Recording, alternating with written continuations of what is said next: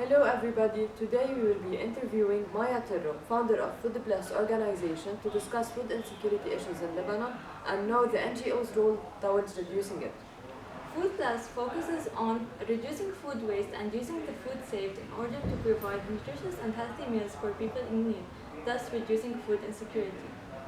And now Maya Terro will be providing us with more information about Food Plus and their work. But please, before we start, don't forget to hit the like button and subscribe to our channel. Hello Maya, how are you? I'm going to start by asking, who is Food Blast? How did this NGO start? What's the story behind it? So Food Plus started in 2012. It was مثل فينا نقول something I didn't plan for. So مثل ما دايما بيسألوني كيف صارت Food Plus بقول لهم إنه actually things in life find you, you don't find them. So it happened in a workshop. كنا عم نشتغل على شيء اسمه Corporate Social Responsibility (CSR). After a 5-day workshop, we were divided into teams, وكل team لازم يطلع ب idea of a project that tackles a social, environmental, or economical issue. Our team كان عم يركز على hunger وعلى food waste. وقتها كان في كثير جمعيات عم تشتغل على there were a lot of NGOs working on hunger, but no one was working on food waste. Food waste is all the surplus food that is good for consumption but ends up in landfills or wasted. Our idea was how we can tackle hunger while focusing on food waste and reducing that. So instead of that food being thrown, we can take it, rescue it, and donate it to people in need. I remember كنا 7 teams, and after 2 months of applying our idea, we won first place. So this was our sign, let's go forward with our project. Next month it will be 10 years. We are community-based, volunteer-driven. Community-based means we work with the community, so we are by the community for the community. And what we do is based on donations coming from individuals like you and me. With Food Plus, we believe food is love. So when we share it, we're sharing love. That's the whole idea, basically. أكتر من إنه just to feed people, it's to be there for them, to remind them they're not alone. لأنه in our lives, when we share a meal, it's always with people we love, and it's our sign of that we love them, we cook for them. So for us, it's a gesture of telling people in need, we're here for you, we love you. And 3 pillars Food Plus is based on. Social responsibility, وهي المسؤولية الاجتماعية. There's the individual, like our social responsibility and we need towards our community, what we can do to help our community. في corporate social responsibility, CSR, is what corporates or businesses can do to give back to their communities, other than business as usual. Second pillar is food, which we discussed, and food is basic human right and basic human necessity. It's also love. The third one is volunteering. So without our volunteers, we can do nothing, basically. So the basic pillars of what Food Plus is based on is who we are and what we do. Maya, what is the current situation that Lebanon is facing against hunger and food insecurity? So basically, the food insecurity levels were starting to reach high numbers end of October 2019, which was when the revolution of Thawra started in Lebanon. Before that, of course, there was poverty. It was 25%.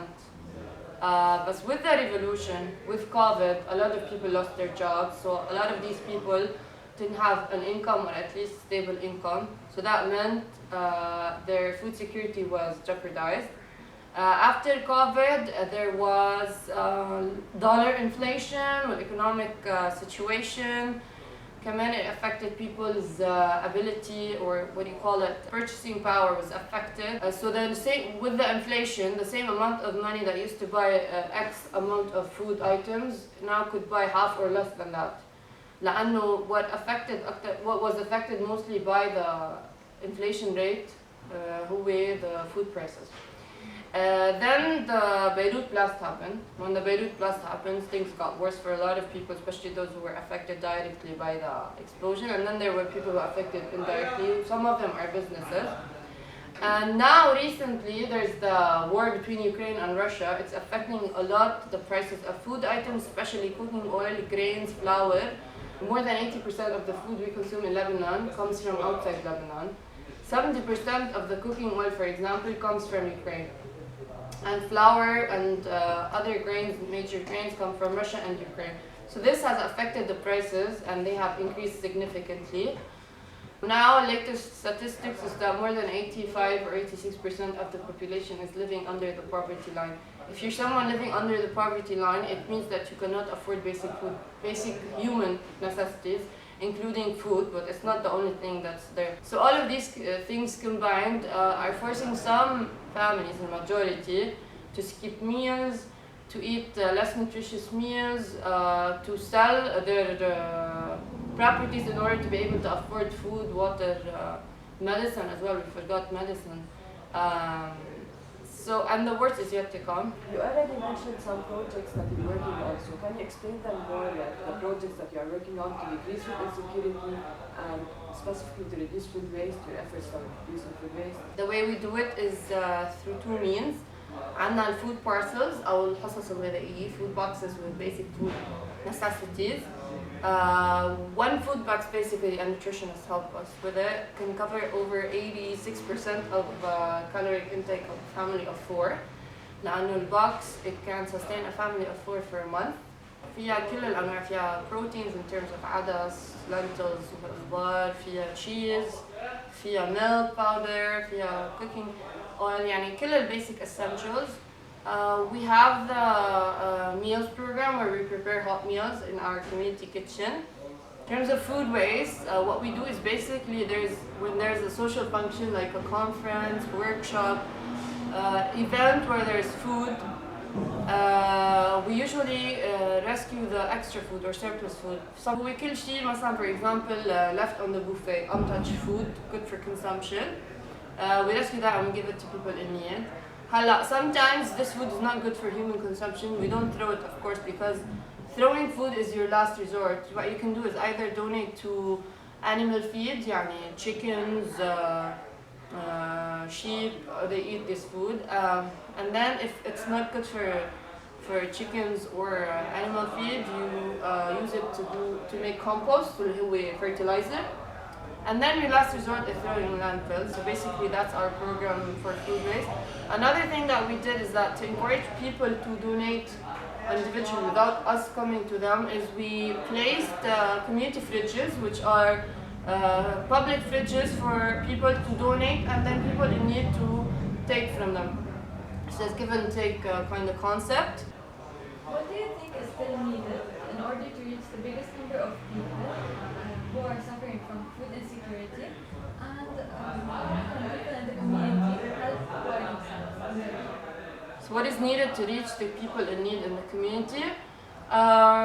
Less corruption among NGOs. A lot of NGOs are corrupted. They receive funds but eventually spend a very small percentage where it actually should go on the people who need. More funds, definitely. Funds are very little in consideration to before. Also, donors, I always encourage them to do their research, not donate to the first name that they see, which is usually bigger NGOs. I encourage them to support smaller NGOs that are actually doing the work. For individuals like yourself, we always say in Foodless, there are 3 ways you can support people in need. Either you can donate, and it could be donating food, not necessarily just money. Advocate. Advocate means talking about the issue. Why is food waste bad? Why hunger is something that we shouldn't be facing in 2022? And talking about Foodless, advocating for what we do, who we are, sharing. It's the easiest free thing to do for people. Like if you like the page, if you repost a post or share a story, that's super easy, but it can have a huge impact. And the third way is to volunteer. So donate, advocate, volunteer. Volunteering is usually volunteering your time, which for a lot of people it's their most valuable asset. It's more important than money and food, because without our volunteers we can't do what we do. And a lot of people think it's a lot of work or pressure, but it's not. We're very flexible. We need volunteers every week for at least 3 days. So if someone can commit 2-3 hours per week, they can do a lot of good with these 3 hours that could be spent otherwise. We all know that this work and effort needs a lot of partners in the community, the help of them. So can you tell us more about the partnerships that are necessary for Food Blast to resume its work? So in terms of partners, we don't really work as much as we should because a lot of NGOs that are working on the ground, we do not have, our values or our way of working do not align. But in terms of our partners, we usually choose to work with NGOs that are not very known, that are small but are doing a lot of work, because usually these do not get the support they need, because at one point Food Plus was small and we had to work very hard to get funds or for someone to believe in us. And it was very important for someone to believe in you because it's a step for others to believe in you too. So we do that to other NGOs in hopes of helping them also to get more people to partner with them because they partner with us. Our most important partners, I would say, are our donors and volunteers, because it's not like partners in terms of working together as much as that what they do really allows us to do what we do. Yani donors by donating, it's very important for us to keep doing what we do, and volunteers by donating their time allow us to do what we do. We're always open to partners. Of course, we also work with some companies. They send their employees to do volunteering with us, so that's one sort of partnership. And partnerships are long-lasting relationships between two entities. So these are the ones that we believe in and we support and we sustain ourselves on. They're rare, but at least they are long-term, so that's what counts in the end, is consistency. And the last question is, what are future projects and approaches to deal with food insecurity in general and food waste in specific? So future projects, it's more like keep doing what we're doing, although it's going to be very hard after Ramadan, because with the war in Ukraine, the funds that we had should have been able to support us for the next 3 months, but they won't. Future, I hope we will get more funds so we can keep doing what we do, because it's very important. So basically, in a nutshell, what we'll be thinking more in our future projects is how we can help more people, and in order to do that, we will need the support of more donors and also more volunteers. Another thing we're hoping to do is to add more fridges outside Beirut, because the community fridges are now divided in Beirut, but our future plans is to put one outside Beirut, especially in areas where poverty are high, like Akkad, Tripoli, and the likes. Okay. Thank you, Maya. Thank you very much.